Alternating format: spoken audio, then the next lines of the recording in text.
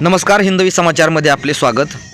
बार्शी तालुक्यातील ग्रामीण भागातील विविध भागामध्ये बिबट्या सदृश्य प्राण्याने अनेक ठिकाणी वेगवेगळ्या जनावरांवरती हल्ले करून अनेक जनावरांचा फडशा पाडला आहे। त्यामुळे बार्शी तालुक्यातील शेतकऱ्यांमध्ये आणि नागरिकांमध्ये भीतीचे वातावरण निर्माण झाले आहे। यामध्येच अनेक ठिकाणी वेगवेगळ्या ठिकाणी बिबट्या असल्याचंच निष्पन्न झाल्याचं वन विभागाच्या वतीनं सांगण्यात आले आहे।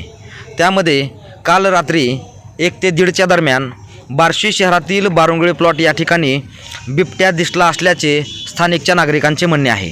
परंतु सदरील ठिकाणी वन विभागाने जाऊन पाहणी केली असता सदरील भागामध्ये उमटलेले पायाचे ठसे हे लांडग्याचे दिसून येत असून ते बिबट्याचे नसल्याचे वन विभागाच्या वतीने सांगण्यात आले आहे।